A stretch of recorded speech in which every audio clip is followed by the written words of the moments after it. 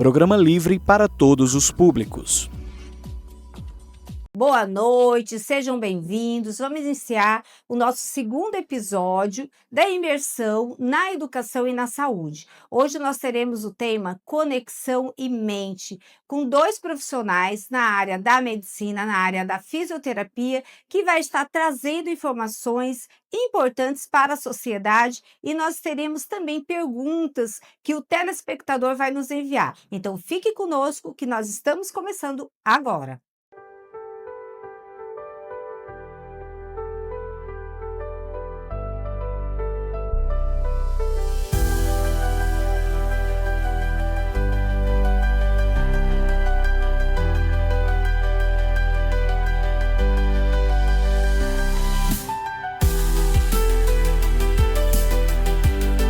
E para iniciar o nosso primeiro bloco, eu tenho a alegria de chamar a doutora Andrea Braide. Ela é PhD em saúde coletiva e também especialista em reabilitação cardiovascular.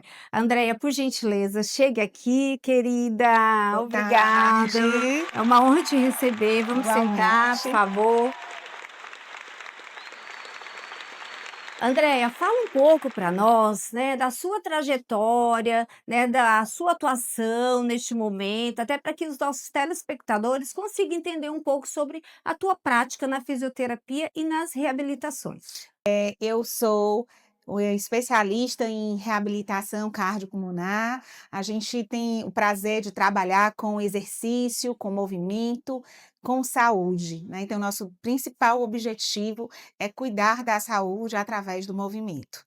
Muito bom. E movimento é tudo, né? O corpo ele precisa desse movimento, ele precisa da conexão, da reabilitação. Fala um pouquinho, doutora Andréa, sobre a importância da reabilitação pulmonar e cardiovascular também, que faz parte, né?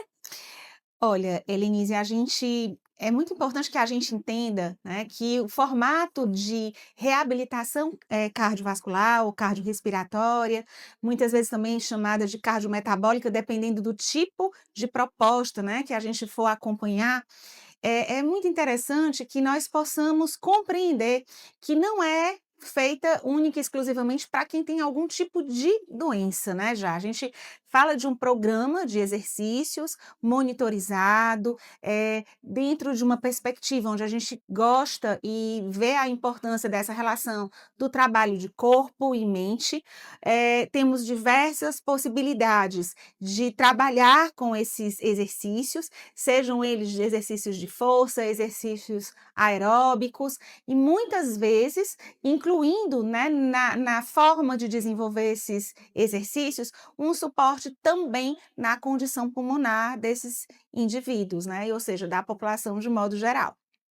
Muito bom, bacana, porque muitas pessoas não têm noção do que é uma prevenção pulmonar, uma prevenção cardiorrespiratória. Então, fala um pouquinho, doutora Andréia, como é que as pessoas no dia a dia podem prevenir esse adoecimento?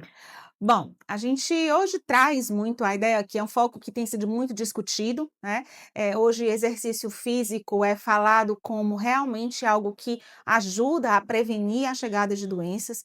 Agora, lógico, não só ele, mas atrelado a um bom plano alimentar, atrelado a uma boa ingesta de água, para poder estar sempre hidratado, uma boa qualidade de sono, é muito importante, e principalmente, o que a gente não pode esquecer, a forma como a gente conduz o nosso dia a dia. Então, o lazer, as boas relações, estar bem com as pessoas que a gente convive, viver bem em família, podem ser estimuladas através de programas de exercício, como a gente vem desenvolvendo na reabilitação cardiovascular. Isso quer dizer que, usando o exercício como forma de trabalho para que esse corpo possa estar sadio, mas lógico, também com acompanhamento clínico, com informações prévias que podem, na verdade, fazer com que aquela pessoa exerça o esforço durante um determinado período do dia, com, lógico, acompanhamento e todas as regras ideais, né? Aí, saber se os exames estão todos em dia, se é preciso tomar algum tipo de medicação específica, e aí sim conduzir essa forma de trabalho do que a gente chama de protocolos, onde conseguiremos executar esses esforços induzidos de uma forma objetiva e gradativa, tentando fazer com que a bomba cardíaca responda da maneira ideal. E o que é a maneira ideal? É fazer com que as pessoas consigam realizar esses programas de exercício sem necessariamente permanecerem com a sensação de cansaço, né? Então, a gente vai conseguindo estimular músculo, que é o nosso grande maestro hoje para um trabalho de exercício, e assim também conseguir, associando a esse trabalho estimulado pelo esforço, uma boa condição respiratória, ou seja, desempenhar atividades respiratórias durante os treinos que favoreçam também o funcionamento da musculatura respiratória, garantindo uma melhora dessa função pulmonar. Então, você está falando sobre, a questão da respiração e eu percebo muito, doutora Andréa, no consultório. As pessoas muitas vezes quando elas trazem qualquer crise, seja uma crise de ansiedade, seja uma crise emocional voltado para algum aspecto que esteja acontecendo, ou até mesmo um adoecimento físico, né, o quanto que você a respiração é algo que te falta o ar, né.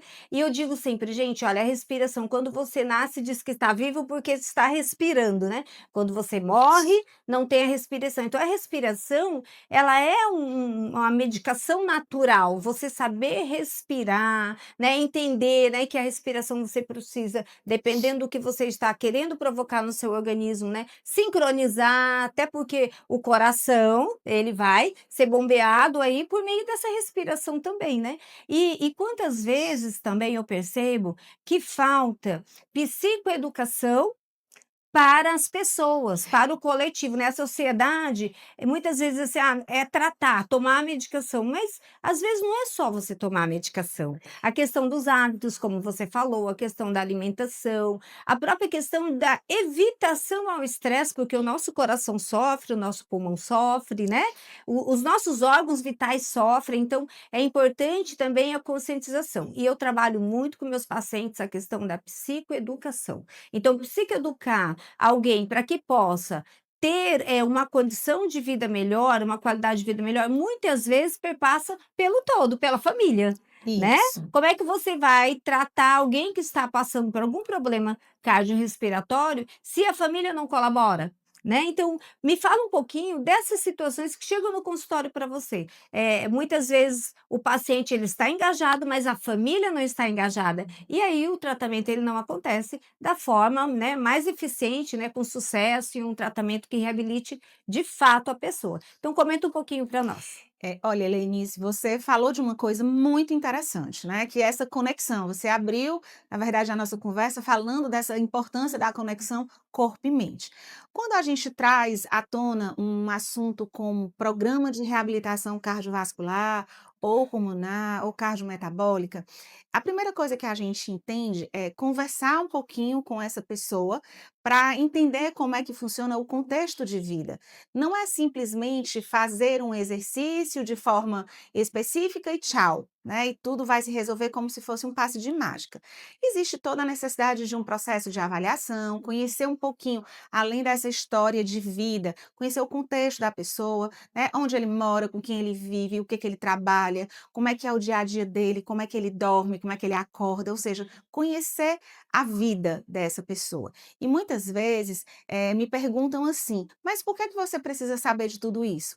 Ora, na hora que eu estou te propondo um protocolo como esse, de reabilitar do ponto de vista cardiovascular, né, eu estou colocando para você a possibilidade de fazer com que essa bomba cardíaca funcione da melhor maneira possível, usando não só o que você pode ter de reserva, mas também, usando todo o aparato que a gente tem. E o que quer dizer esse aparato? Eu não posso simplesmente fazer com que você faça um exercício com uma carga, se você é uma pessoa que tem dificuldades numa boa alimentação. Eu não sou nutricionista, eu sou fisioterapeuta, então eu vou precisar que você tenha um bom plano alimentar, para que essa sua musculatura possa estar de forma adequada, quando ela for estimulada. Eu preciso que você faça uma boa ingesta de água, eu preciso que você tenha um bom sono, como nós falamos ainda há pouco.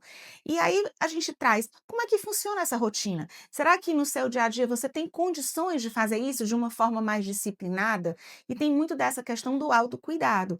Então, para que nós possamos entender essa importância da conexão corpo e mente, trazendo para o dia a dia essas atividades que são chamadas, são determinadas como exercício físico pela literatura, nós entendemos que, fazer isso de uma forma organizada, supervisionada, cientificamente embasada, para que a gente prepare essa pessoa, né. Não é simplesmente a gente vai fazer o exercício, não. A gente vai conduzir um plano terapêutico de acordo com a sua necessidade, fazendo correções na sua frequência cardíaca, conhecendo como é que ficam as alterações da pressão arterial, os níveis de saturação de oxigênio periférico, níveis de frequência respiratória, e principalmente, uma variável que a gente considera extremamente importante, que é a percepção de esforço.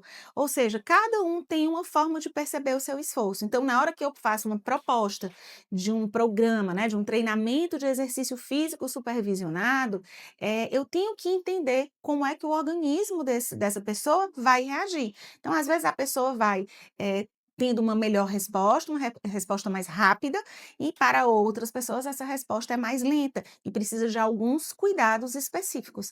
A isso a gente dá a importância também desse cuidado familiar. Interessante, Andréa, quando você fala da rede, porque assim, até para que a gente entenda como a rede funciona, essa avaliação psicossocial ela é importante, Muito, né?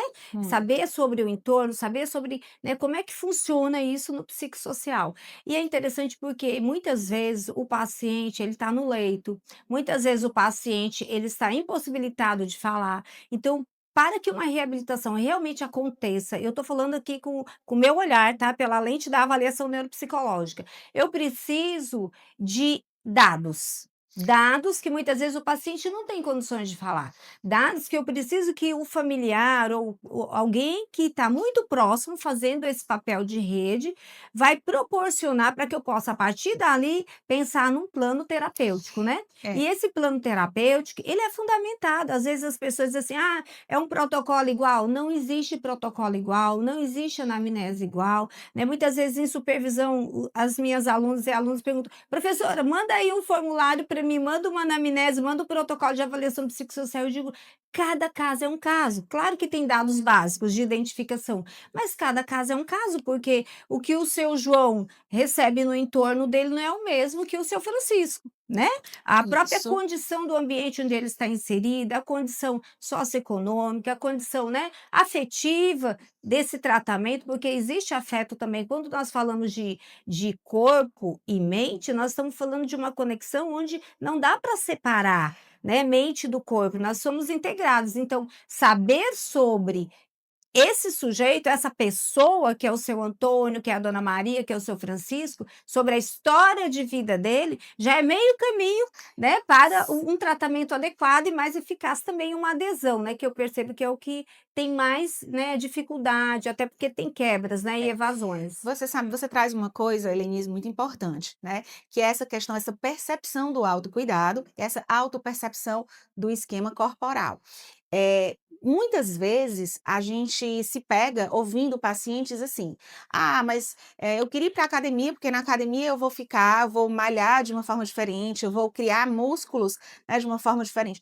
Tudo tem seu sacrifício, né, então, não é que a gente não deva encaminhar para serviços de uma academia, não é sobre isso, é sobre o cuidado que a gente tem que ter antes de chegar em propósitos, né, de trabalhar aquela ideia da beleza do corpo, né. A gente precisa de consciência corporal, a gente precisa saber se esse corpo está respondendo bem a uma condição de esforço. Não é você chegar lá numa máquina de musculação e fazer um exercício só achando que vai ficar ali com aquela musculatura hipertrofiada. Não é isso, né. Então dentro do programa de reabilitação, a gente tem sim, lógico, um protocolo a se seguir, mas que vai ter essa característica individualizada, né, porque cada um tem uma necessidade, e é o que a gente vai perceber e vai tornar isso ainda mais específico para cada pessoa, para que essa pessoa fique bem. Então existe um tempo, existe um começo, um meio, um fim.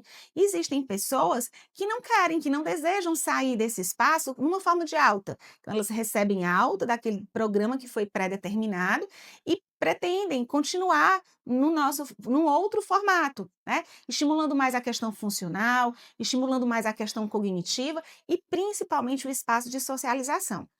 A gente fala muito, né, a gente trouxe nas perguntas anteriores essa ideia do afeto, da família, dos estímulos, né. Então é muito, muito importante que durante algo que a gente está propondo da forma física, né, que a pessoa consiga perceber. Então muitas vezes a pessoa cansa na hora que vai fazer o exercício, e esse cansaço, ele às vezes pode se tornar desestimulante. Então é importante que tenha alguém sempre junto, sempre perto, cuidando disso, e a gente possa entender também que a fisioterapia, né, como a gente determina a especialidade que vai cuidar dessa área da reabilitação cardiovascular, ela tem a sensibilidade para compreender aquilo que estava adoecido e que do ponto de vista estímulo funcional, estímulo motor, respiratório, isso vai entrar num equilíbrio. E aí sim, depois do equilíbrio, a gente vai ter novos contextos. Essa pessoa É. pode ser encaminhada, né, para uma natação,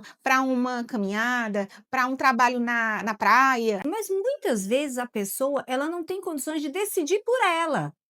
E alguém vai ter que decidir sobre essa consciência corporal, né, o que que pode, o que é que não pode, né, e um tratamento numa reabilitação. Outra questão também que eu observo, doutora Andréa, você falou do cognitivo, né, dessa questão juntando emoção, tratamento e conexão com o corpo, com o esquema motor.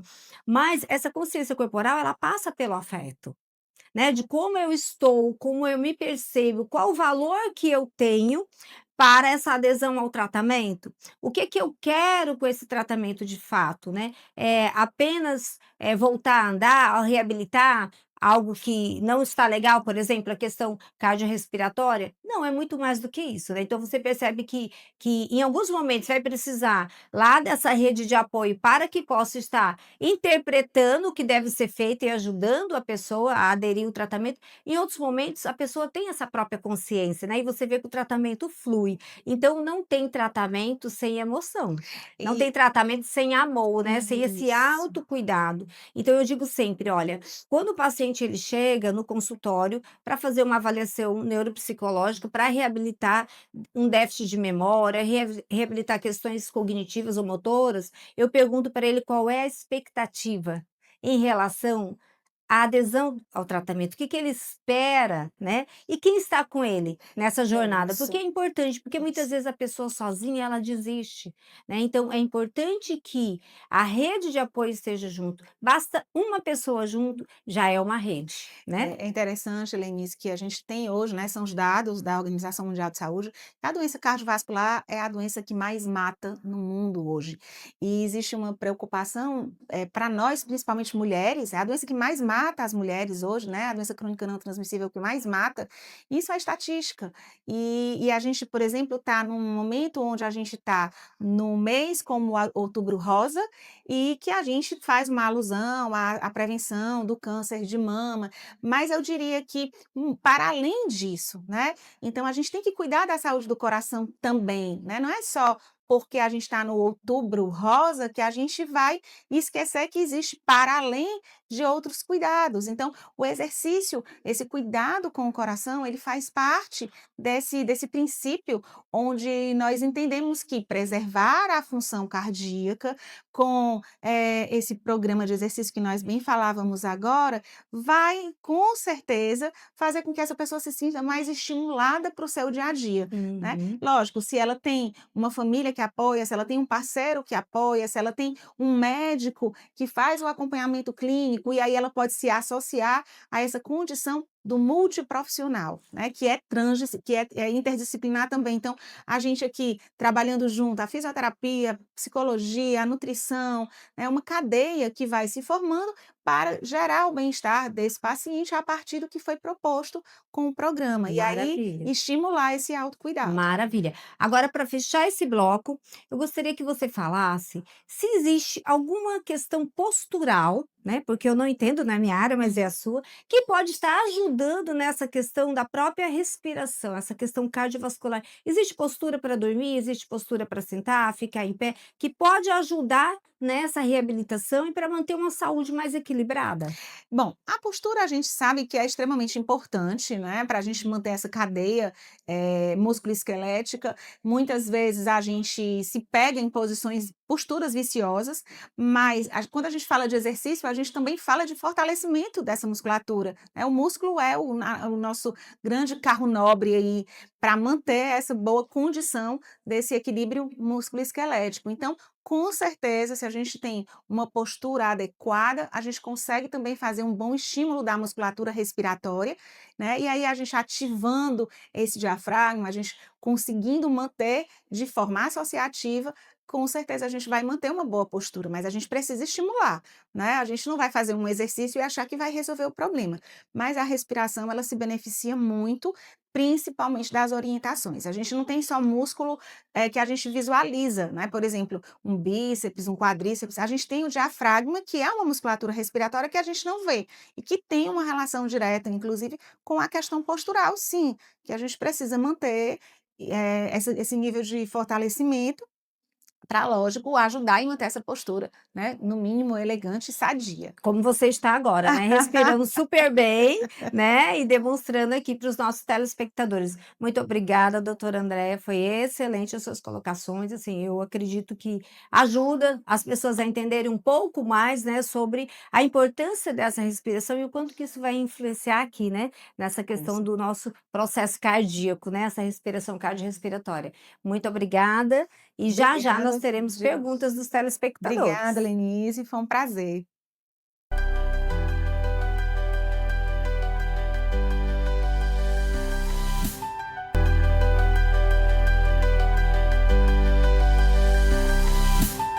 Voltando, agora nós vamos iniciar com a pergunta do José. Ele é motorista e tem 40 anos. Olha a pergunta, doutora Andréia. O estresse do trabalho me deixa irritado e quando eu chego em casa estou muito zangado. Sinto meu coração acelerado.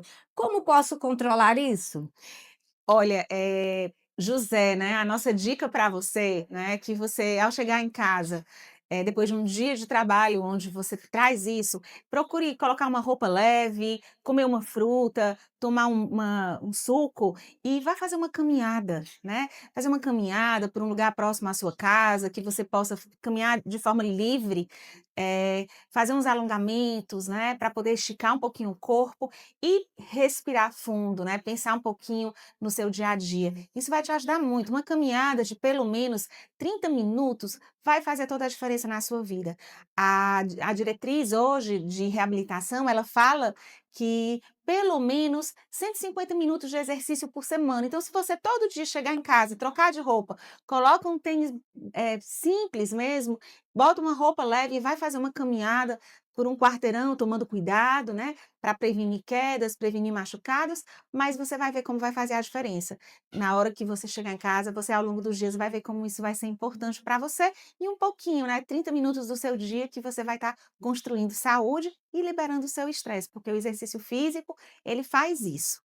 E é interessante porque, chegar em casa e ficar estressado, até porque já veio estressado do trabalho, e você começar a praticar algo respiratório, algo natural, né. Agora só para finalizar, outra perguntinha, onde as pessoas podem estar buscando esse tipo de atendimento para fazer uma reabilitação respiratória, uma reabilitação cardiovascular? Você teria sugestões para que a gente possa estar encaminhando aqui para os nossos telespectadores?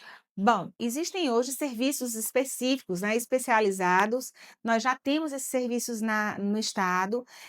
Infelizmente, eles não temos em grande quantidade, existe uma carência muito grande, mas clínicas que tenham fisioterapia respiratória, com certeza vão oferecer uma forma de você ser no mínimo bem orientado. O que ainda nós não temos de uma maneira muito, em grande escalas, são, espaços, né, que ofereçam única e exclusivamente reabilitação cardiovascular para a população no ambiente público, né. Os serviços que existem hoje, eles são ainda muito atrelados aos pacientes que saem do internamento hospitalar. Mas eu acho que isso é uma questão de tempo, a gente tem visto isso, eu trabalho com isso há mais de 25 anos e vejo que as pessoas estão começando a chegar. Então, a ideia é que a gente comece a buscar. Aqui a gente tem alguns centros vinculados com os hospitais, então a gente chama de porta fechada, mas a gente já encontra, inclusive agora nas UBS, a gente já tem UBSs que apresentam algum profissional fisioterapeuta mais disponível. A gente tem os bombeiros que fazem muito acompanhamento nas praças, nos bairros, né, perto das regionais. A gente também tem algumas dicas em algumas praças privadas que as pessoas procuram fazer esses estímulos. Agora, lógico, nada tão próximo a um serviço fechado, orientado. Então, o que a gente diz é que antes de fazer um exercício, você procure um médico para fazer os exames, estar com tudo em dia, para aí sim você conseguir fazer um exercício de forma orientada, né? Procura não fazer sozinho, que é para não se lesionar. Então, procurar pelo Muito bom. menos uma explicação. Excelentes explicações, porque muitas vezes você quer fazer sozinho e você causa danos ao seu corpo, né? E muitas vezes danos irreversíveis. Então, fica a dica aí, fica as orientações da doutora Andréa Braide. Muito obrigada, estaremos juntos em outras oportunidades, se Deus quiser. Obrigada E assim, eu também. acredito que as pessoas vão, né, essa informação que você passa, elas vão compartilhar para outros, né? Porque o bacana é isso, é você compartilhar, não reter informação. É isso, fiquem aí que já já nós voltaremos no próximo bloco.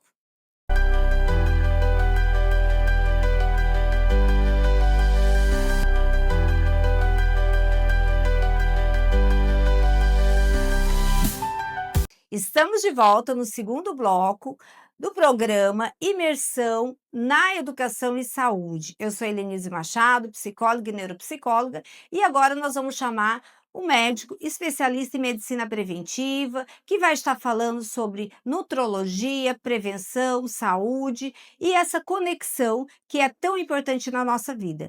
Doutor Ian, seja bem-vindo. Olá, muito Prazer em obrigado. recebê-lo Muito e vamos obrigado. fazer aquele bate-papo bem bacana para que os nossos telespectadores bebam na fonte, né? Com Porque o certeza. doutor Ian está o tempo todo aí trabalhando, né, na comunidade, também no seu consultório particular, que vai com certeza trazer bastante informações. Pois vamos Perfeito, lá? muito obrigado.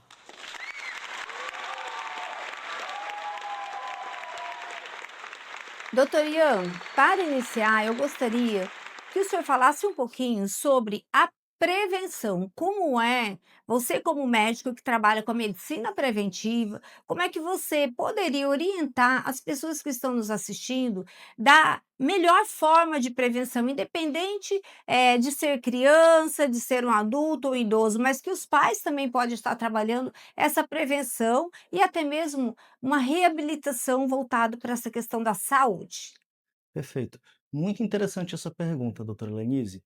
A prevenção é uma coisa muito ampla, né? Prevenção, prevenção de quê, né? Então a gente vai falar de prevenção principalmente no tema de hoje, que seria a prevenção cardiopulmonar, né? A gente sabe que as maior causa de mortalidade hoje no mundo são as doenças cardiopulmonares. Então, tudo que previna elas é um meio de prevenção. O que é que previne as doenças cardiopulmonares? Uma alimentação saudável, primeiramente, depois atividade física, controlar doenças e acompanhar doenças que você já tem, como diabetes e hipertensão. A questão do sono também é fundamental, aquela questão de dormir entre 7 e 9 horas por dia, na média 8, e também controlar gatilhos de estresse. Como posso fazer isso? Às vezes, como foi falado, chegando em casa, relaxando, fazendo a meditação, a caminhada, tudo isso é um jeito de prevenir doenças e de prevenção. Muito bom, doutor Ian. As pessoas têm muito mito, né, de sentir, que às vezes parece que o coração vai sair pela boca, né, essa questão da respiração. Então eu gostaria que você falasse um pouquinho mais, até para orientar as pessoas, como é que, pode ser um sintoma de um adoecimento cardiorrespiratório, mas que também pode ser a questão do estresse, a questão da falta do sono. Fala um pouquinho que eu acredito que isso deve chegar no seu consultório também, né? Pessoas trazendo sintomas que muitas vezes não são sintomas físicos, mas não é uma doença em si. Fale um pouquinho aqui para que as pessoas possam compreender um pouco mais sobre o adoecer. Perfeito.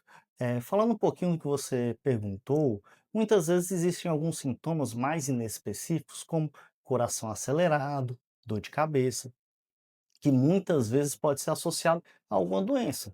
Geralmente não é, geralmente é só causado por estresse. Muitas vezes tem aquela história, eu estou com dor de cabeça aqui atrás, é a pressão alta.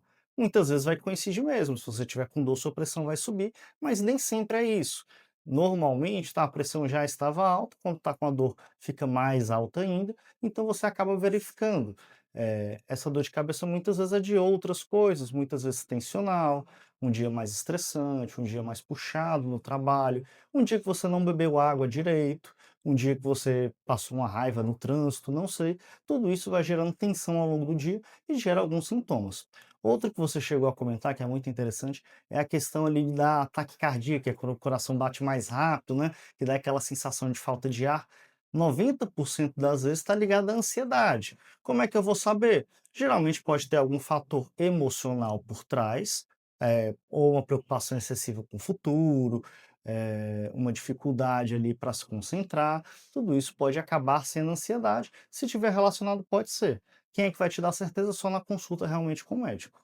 Muito bom.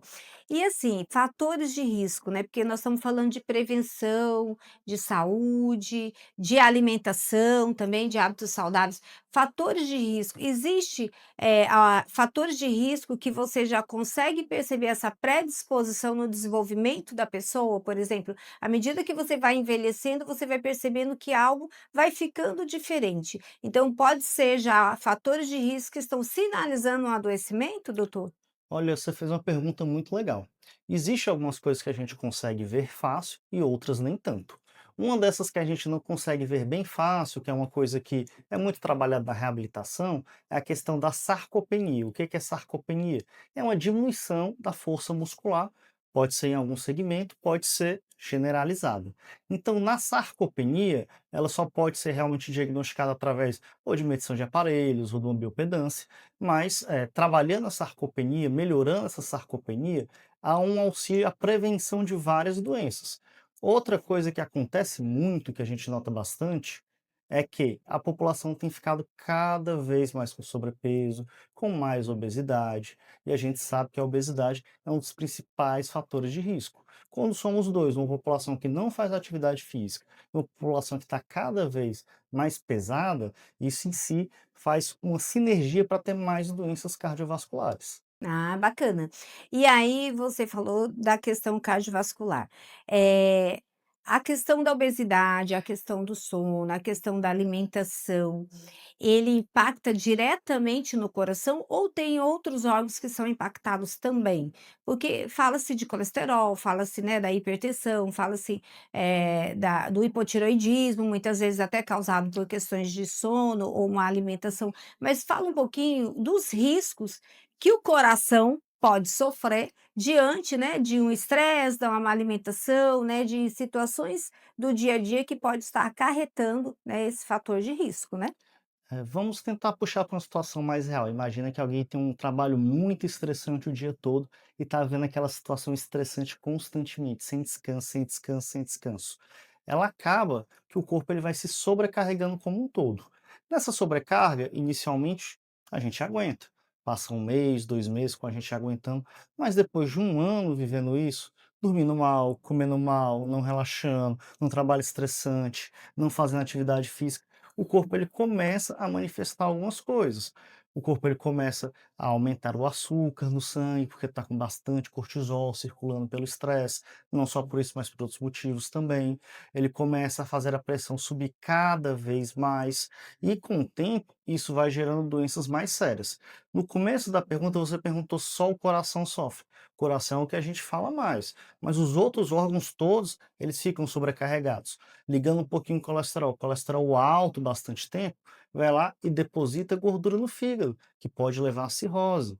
A hipertensão não controlada por muito tempo, a diabetes não controlada por muito tempo, de pouquinho em pouquinho vai levando à cegueira, vai levando à doença renal. Então, tudo isso, quando a gente trata, previne e ajuda ali na prevenção mesmo, fazendo a nossa parte, comendo bem, fazendo atividade física, dormindo direitinho, ajuda a reduzir muito a chance de você desenvolver ou de agravar essas doenças. Uhum. E a família é fundamental, né? A família, fazendo parte, né, desse grupo que está promovendo saúde, promovendo qualidade de vida, ela é fundamental.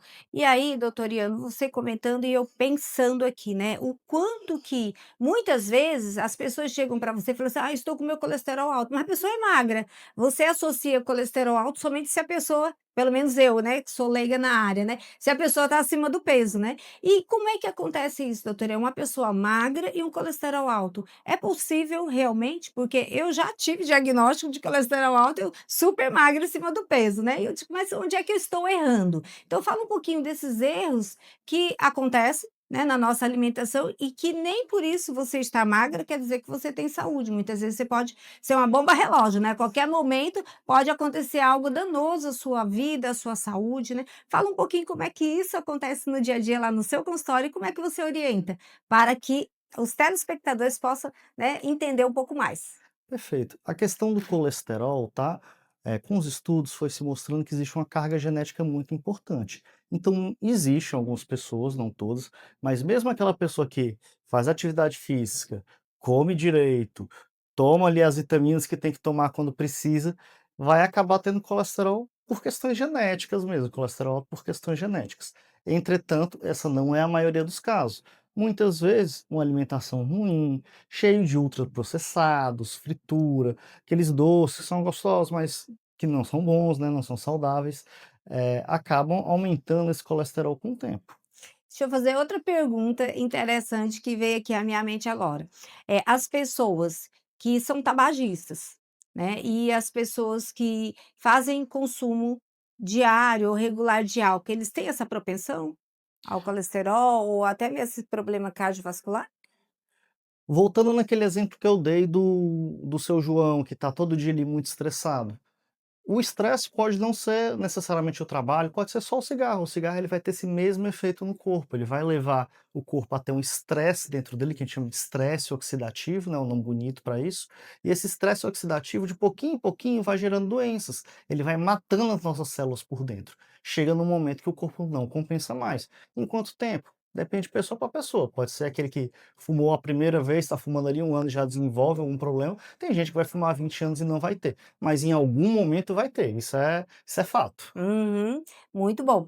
E aí você falou do estresse, né, e eu li recentemente uma pesquisa falando que o estresse basta 7 segundos, é você contar 1, 2, 3, 4, 5, 6, 7, que o hormônio ruim, né, que o cortisol vai ser jogado aí, né, nos nossos órgãos, né. Então assim, o quanto que muitas vezes as pessoas nessa descarga de energia, nessa negatividade, né, nessa irritabilidade, esse nervosismo, estão se matando, né, por conta do estresse, né, porque aí o hormônio ruim toma conta, né, desse corpo e esse corpo entra em colapso, né. Isso é um dado científico, mas eu acredito que as pessoas também não têm essa informação, né, porque ficam irritadas, às vezes não têm um controle sobre as suas emoções, né. E como é que as pessoas podem estar melhorando, doutor, assim, sabendo de mais informações sobre essa que você trouxe, essas todas, e o que eu estou falando aqui, 7 segundos é muito pouco. 7 segundos, eu acabei de ficar estressada com alguém, pronto, os meus órgãos todos já receberam ali, né, algo negativo que vai ser prejudicial. Aí eu fico pensando, e aquelas pessoas que são estressadas o tempo todo? Que se irritam por nada, né, se irritam com o trânsito, se irritam numa fila, se irritam com um familiar, se irritam no trabalho. Como é que o coração dessa pessoa sobrevive, né? Como é que esses órgãos sobrevivem, doutor? Então, você falou uma coisa muito interessante. O cortisol, por mais que a gente chame ele de vilão, é um hormônio fundamental para a gente, tá? Sim. A gente não vive sem cortisol, tem funções biológicas importantíssimas. Uma dessas funções é justamente preparar o corpo para essas situações de estresse. A gente não foi preparado biologicamente para estar vivendo na situação que a gente está, no mundo moderno, com celular, fazendo entrevista. A gente foi preparado para estar evoluiu para ali ser caçador, coletor, né, Naturalmente, né, doutoria? naturalmente. Então o cortisol nessa situação, ele vem para preparar por esse tempo tão curto, vem para preparar Sim, a gente para aquela situação de estresse que é um bicho vindo me pegar, alguma coisa sim, do sim. tipo. Hoje em dia, como a gente não tem esse estresse, graças a Deus, de nenhum bicho vindo pegar a gente, o nosso corpo ele joga esse hormônio de uma maneira para outras situações do dia a dia. Por exemplo, seu chefe pedir um prazo ali que não dá para você cumprir, sei lá, alguém te parou, te cruzou no trânsito. Nosso corpo interpreta aquilo como fosse um bicho correndo atrás da gente. Se a gente fica o tempo todo numa situação de estresse, uma hora o nosso corpo não aguenta, né? Então, isso vai gerando adaptações, adaptações, adaptações, até que chega um ponto que não dá mais. Aí, quando não dá mais, primeiro surge aquelas doenças que a gente controla com medicação, até chegar no ponto que surge aquelas doenças mais graves que a gente tem medo, que é infarto, AVC, né. Então a gente realmente tem que conseguir meios de manejar esse estresse e também meios de melhorar aquelas coisas que a gente falou. Só para resumir: alimentação, sono, atividade física, manejo do estresse de outras maneiras, por exemplo, meditação, um esporte que você gosta, uma caminhada, como foi falado, tudo isso é importantíssimo. Eu costumo, os meus pacientes, quando eles chegam e falam: "Ah, eu sou muito estressado, eu sou muito agitada", aí eu pergunto para eles: "Como é? Me fala um pouquinho como é isso no seu dia a dia". E no consultório eu trabalho muito a respiração diafragmática, né, que é puxar esse ar o máximo que você puder, segura e solta bem devagarinho pela boca, né. Essa respiração, ela é científica e ela pode ajudar você que vive estressado. Então, é aquela respiração do cheira a flor e sopra a vela, né, o quanto que ajuda e regula os batimentos cardíacos, né, doutora Ian? Regula os batimentos cardíacos, relaxa, faz com que você vai ficando mais organizado emocionalmente. Gente, então usem a respiração a seu favor, mas não pode ser aquela respiração cachorrinho, né, doutora Ian? Porque senão potencializa, né, como é? Doutora, aproveita e explica pra gente como é que é essa respiração diafragmática, o pessoal que não conhece em casa Pois aprender. é, a respiração diafragmática é aquela que você precisa estar com o seu corpo totalmente apoiado. Se você estiver sentado, você vai fazer assim, tá? E você vai puxar esse ar, segura, não respira. Quando você contar até 6 mentalmente, você vai, ó, soltar pela boca, tá? Então você puxa, segura. Esse movimento de puxar esse ar do diafragma, essa percepção de que você está no controle da sua respiração, né, por milésimos de segundo ali você está no controle, isso vai fazer com que você relaxe, isso vai fazer com que os seus batimentos cardíacos fiquem mais controlados, seus pensamentos, então, aí você vai soltar bem devagarinho pela boca, tá. Então de 3 a 6 vezes, aonde você estiver sentindo qualquer efeito relacionado ao nervosismo. Mas, doutor Ian, já que você perguntou, às vezes a pessoa não está num ambiente assim. E pode fazer em pé? Vou enfrentar, sei lá, uma prova no Enem, um concurso. Pode fazer em pé. Você fica em pé, e aí você vai, ó,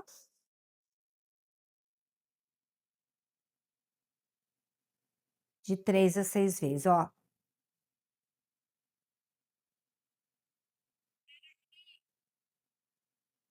De 3 a 6 vezes. Menos de 3 não, mais de 6 também não tem necessidade, então ajuda muito. As pessoas muitas vezes, a pessoa estressada, ela já chega e quer fazer assim, ó. Isso potencializa, né, os batimentos cardíacos, né, Isso doutoria? mesmo. A respiração que ela explicou estimula um nervinho que passa por aqui, passa bem pertinho do coração, que é o nervo vago, tá? Quando faz a respiração desse jeito, faz esse nervo relaxar.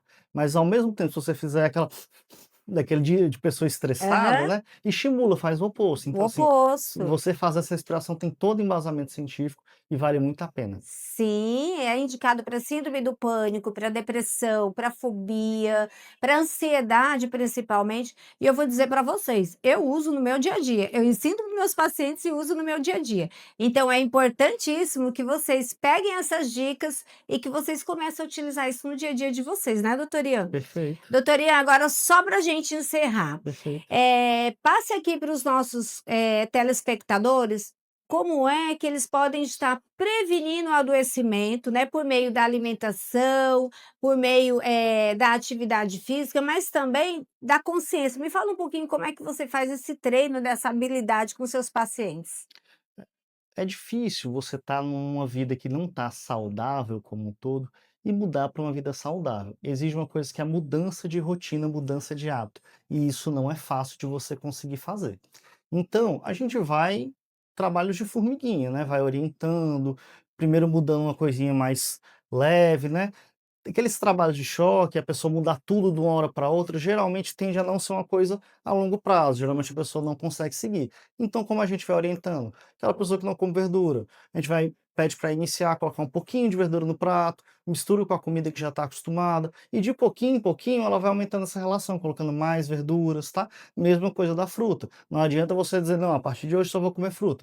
Pega uma frutinha, experimenta um dia, não gostou, experimenta depois, quase como a gente faz com criança, né? Então Sim. experimenta depois, tenta, e uma hora o seu paladar ele se adapta àquele alimento, então vai ficando cada vez mais fácil. Mesma coisa com a atividade física. Não adianta você chegar e vai praticar pela primeira vez e tentar ir lá e correr, e Superar a máquina, né, é tem gente que quer superar a máquina, né, superar a doutor? máquina, correr, puxar o ferro com o maior peso do mundo. Não, você só vai ficar todo doído, né? Vai não querer nunca mais ir para academia. Então começa devagar. É um mês que você vai indo mais devagarzinho, 2 meses, 3 meses e pronto. Depois vai ficando cada vez mais fácil. Para formar um novo hábito, quanto tempo mais ou menos você precisa fazer naquela atividade? Pelo menos 3 meses, tá? Então começou para você saber que está formando um hábito, pelo menos 3 meses realizando aquilo. Depois não é que fica fácil, mas fica menos difícil. E tem aquela frase, né, que os músculos têm memória, né, doutora Ian? Então, você falando aí dos 3 meses, eu lembrei muito.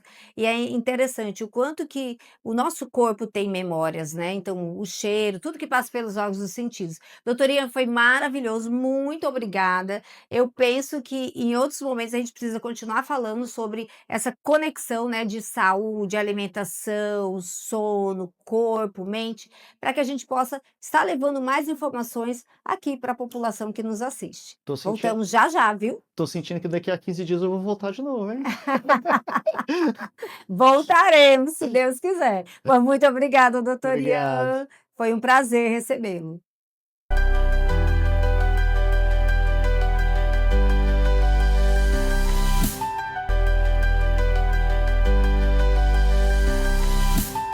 Agora estamos de volta com perguntas da nossa audiência. Doutor Ian, a pergunta vem da dona Francisca, 63 anos. Ela diz o seguinte: eu vivo com salário mínimo e não tenho dinheiro para academia. Como posso cuidar do meu coração em casa?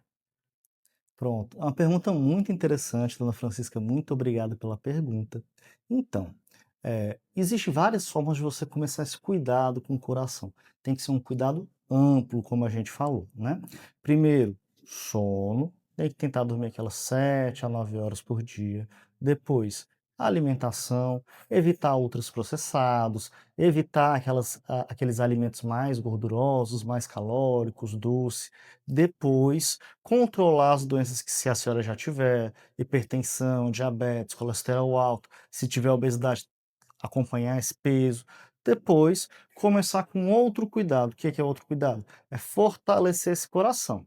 É importante, antes da senhora começar a fazer atividade física, passar lá no posto de saúde e ver se a senhora pode, tá? Porque nem todo mundo está em condições de começar uma atividade física, mesmo leve, tá? Então, na consulta no médico no posto, ele pode ser que ele peça alguns exames, faça seu exame físico e depois disso a senhora vai poder começar a praticar uma atividade física que pode ser leve. Pode começar com aquele que foi sugerido de 30 minutos, aquela caminhadinha de 30 minutos ali todo dia. Depois, pode ir lá para o bombeiro que foi falado, fazer uma atividadezinha física mais aeróbica, mais intensa. Além disso, tem muitos vídeos no YouTube, em outras redes sociais, de pessoas mostrando como é que faz a atividade física sem peso, que a gente chama de calistenia, que pode ser feita em casa, geralmente sem grandes equipamentos, sem grandes suportes. Geralmente só utiliza o peso do corpo. Tudo isso para a senhora começar a cuidar aí desse coração. Muito bom, excelentes explicações. Então, saúde, buscar prevenção não é luxo, não é, doutor Ian? É uma necessidade e salva vidas. Então, você também pode começar a prevenir o seu adoecimento em casa, com alimentação, com sono e com todas as dicas que o doutor Ian e a doutora Andréa colocaram aqui no programa. Então, vamos seguir, vamos promover mais saúde, não só para você, não só para o seu entorno, mas também comunicar às pessoas quando você vê que está utilizando algo que não é bacana e que pode ter danos lá na frente. Então, buscar saúde é uma necessidade, não é luxo, é independente de dinheiro. Então, fica aí a dica e muito obrigada, doutor Ian. Muito obrigado Foi pelo convite. excelente a sua explicação e as dicas que você promoveu aqui para nós. Até mais. Tchau, tchau. Tchau.